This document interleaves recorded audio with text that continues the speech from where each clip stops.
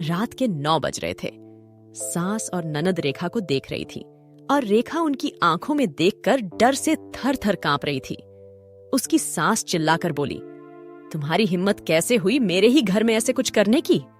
4 दिन भी नहीं हुए मेरे घर में आकर तुम्हें, और खुद को मालकिन समझने लगी क्या? आने दो।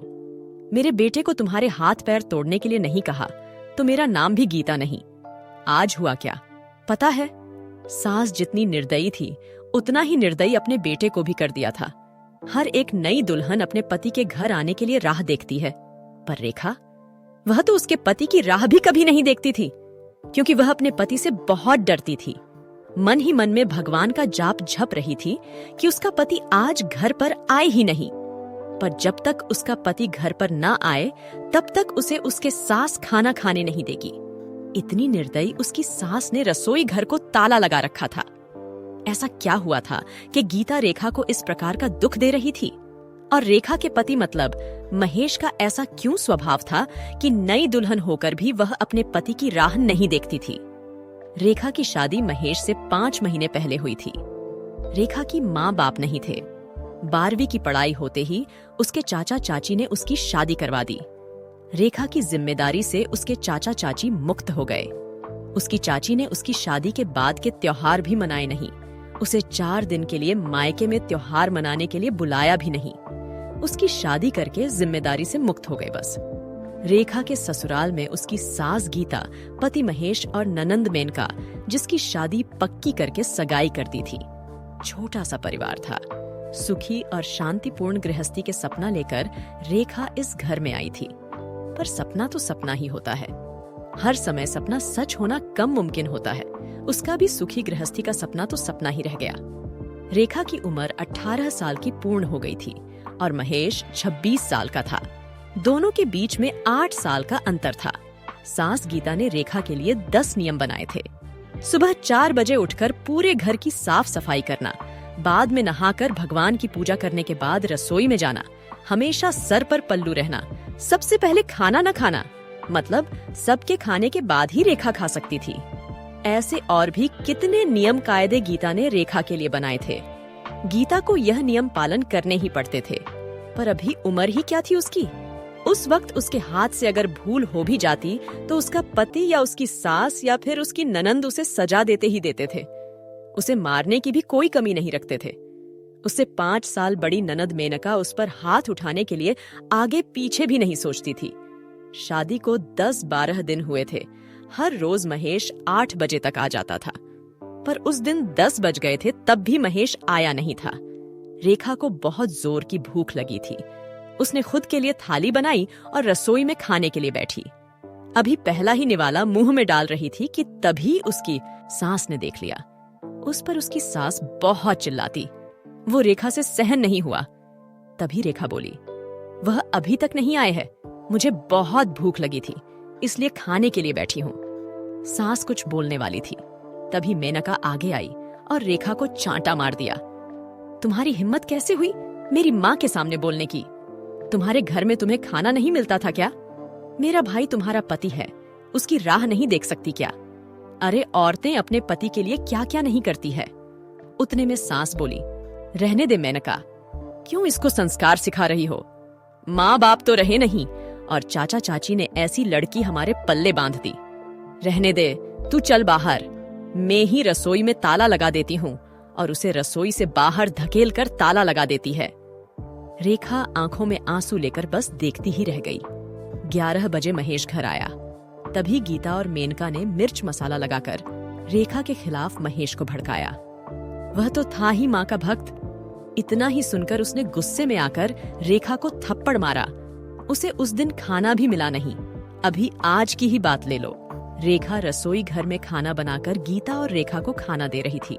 दोनों हॉल में टीवी देखते देखते खाना खा रही थी और इधर रेखा एक एक गरम गरम रोटी उनको परोस रही थी। आज सुबह रेखा को सिर्फ एक ही रोटी उसके सास ने खाने को दी थी। रेखा को बहुत जोर की भूख लग रही थी, पर महेश तो 10 बजे के पहले आने वाला नहीं था। पर रेखा को भूख सहन नहीं हो रही थी। सास और मेनका का खाना खाने के पहले रसोई घर को ताला लगाने से पहले रेखा ने जल्दी से रोटी अपने पल्लू में बांध कर रखी ली। जब माँ बेटी का खाना होने के बाद उन्होंने रेखा को बाहर निकालकर रसोई घर पर ताला लगा दिया और दोनों उनके रूम में आराम करने के लिए निकल गई। उसने पल्लू में बंधी हुई रोटी निकाली और रोटी वैसे ही बिना सब्जी के खाने लगी। रोटी खाते खाते उसके आंखों से आंसू बह रहे थे। उसका स्वाभिमान इस बात के लिए रजामंदी नहीं दे रहा था, लेकिन क्या करें, यह भी उसे समझ आ रहा था। ठीक उसी समय गीता कोई काम के लिए उधर आई और उसने रेखा को रोटी खाते हुए देख लिया। बस फिर क्या होगा, तमाशा चालू हो गया और उस वजह से रेखा भगवान से प्रार्थना कर रही थी कि महेश घर पर आए ही नहीं। क्या पता आज वो क्या करेगा। शादी के बाद इनके ही सामने खाना खाया था, तब भी थप्पड़ मारा था, पर आज तो रोटी चुराकर खा रही थी। थोड़ी देर बाद महेश घर पर आया तो रेखा का दिल जोर जोर से धड़कने लगा। डर के मारे पसीने से भीग गई। कुछ ही मिनटों बाद अचानक से महेश का जोर से आवाज आया, रेखा जल्दी बाहर आओ। रेखा डर कर थर थर कांपते हुए बाहर आई। देखा तो सास अभी भी शेर की तरह उसकी तरफ देखकर गुर्रा रही थी। मेनका भी मन ही मन में मुस्कुराकर देख रही थी और महेश उसकी आंखें खून के जैसे गुस्से से लाल हो गई थी। जैसे ही रेखा महेश के सामने आई, उसने उसके बालों को पकड़कर जोर से धकेल दिया। आह! रेखा बहुत जोर से चिल्लाई। तेरी इतनी हिम्मत हुई कि तू अपने ही घर में चोरी करती है? रुक, तुझे तो मैं अभी दिखाता हूँ। बोलते बोलते महेश ने अपने कमर का बेल्ट निकाला और रेखा को मारने लगा। रेखा जोर जोर से रोते हुए, दर्द से चिल्लाते हुए माफी मांग रही थी, पर उसके पति को और घर में रहने वाले 2 औरतों को उस पर दया नहीं आई। रेखा को सहन नहीं हो रहा था। तभी उसने महेश को धक्का दिया और घर के बाहर भागने लगी। तभी, अरे पकड़ो उसे, बाहर कहाँ चली? गीता महेश को बोली। तभी महेश बोला, जाने दो माँ, भाग कर कहाँ जाएगी? कहाँ उसे पालने के लिए उसके मायके वाले हैं जो उसे संभाल लेंगे। आएगी वापस घूम के यहीं पर। जाने दो उसे, पहले मुझे खाना परोसो, मुझे बहुत भूख लगी है। महेश का बोलना सुनकर गीता ने महेश को खाना दिया और सभी खाने के लिए बैठे, पर रेखा की याद किसी को भी नहीं आई। बाद में थोड़ी देर बाद रेखा घर में आई। उसे देखकर तीनों राक्षस जैसे हंसते हंसते उसके सामने खड़े हुए। आ गई क्या वापस महारानी? क्या हुआ, मायके वालों ने घर में नहीं लिया? गीता ने उसे टोंट मारा। तभी महेश उसे बोला, जब तक तुम मेरे पैरों पर अपनी नाक नहीं रगड़ती, तब तक मैं तुम्हें घर के अंदर आने नहीं दूंगा। मुझे धक्का देकर चली गई थी ना? हाँ भैया, इतनी जल्दी इसे माफ मत करना। अब अगर इसे माफ किया ना तो कल यह सिर पर चढ़कर नाचने लगेगी। ऐसी लड़की का क्या भरोसा? अरे भरोसा तो अभी हमें तो तुम पर भी नहीं रहा। जो अपनी भाभी का सम्मान नहीं कर सकती, वह लड़की हमारे घर का क्या मान बढ़ाएगी? अचानक रेखा की पीछे से मेनका के होने वाले ससुर की आवाज आई और वह अंदर आए। उन्हें देखते ही तीनों के चेहरे का रंग ही उड़ गया। अरे समधी जी, आप कब आए? गीता साड़ी ठीक करके माथे पर पल्लू लेकर बोलने लगी। उसी वक्त आया जिस वक्त आपकी बहू रास्ते से डरकर इधर से उधर भाग रही थी। अच्छा हुआ, अभी से ही तुम्हारा असली चेहरा हमें दिख गया। मैं आज आया नहीं होता तो हमारे घर की बर्बादी हो गई होती। अगर ऐसी बहू हमारे घर आई होती तो? मेनका के होने वाले ससुर उसकी तरफ हाथ दिखाकर बोले, नहीं नहीं, आपको कोई गलतफहमी हो गई है पापा। आप अंदर तो आइए, मैं आपको सब समझाती हूँ। मेनका ऐसे बोली तो उसके ससुर बोले, कौन से पापा? किसके पापा? माफ करो, हमें अब आपके साथ कोई भी रिश्ता नहीं करना, और जो आपको समझाना है ना, वो बाहर खड़े पुलिस को बताना। अचानक पीछे से पुलिस अंदर आई। पुलिस को देखकर उन तीनों की बोलती ही बंद हो गई। क्या बोले कुछ समझ नहीं आ रहा था।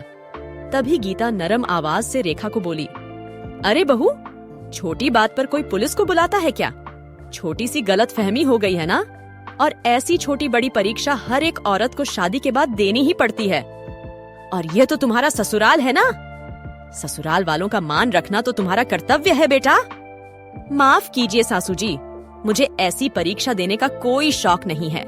मैंने शादी थप्पड़ खाने के लिए नहीं की थी, और यह ऐसा कैसा ससुराल जहाँ मुझे रोटी भी चुराकर खानी पड़ती है। आपने मुझे कमजोर समझा था क्या? मेरा मायका नहीं है, पर मैं कमजोर नहीं हूँ। अभी यही संस्कार अपने बच्चों को जेल में देना। अंत में पुलिस ने उन तीनों को पकड़कर जेल के अंदर डाला। मेनका की ससुराल वालों ने शादी तोड़ दी और रेखा को एक स्वयंसेवक संस्था ने आगे जाने का मार्ग दिखाया। रेखा संस्था के साथ में काम करके लोगों को घर में होने वाली घरेलू हिंसा के बारे में जागरूकता फैलाने लगी। उसने अभी सही मायने में जिंदगी की नई शुरुआत की। दोस्तों, इस कहानी को लास्ट तक सुनने के लिए धन्यवाद। ये कहानी आपको अच्छी लगी हो तो प्लीज हमें कमेंट जरूर करें।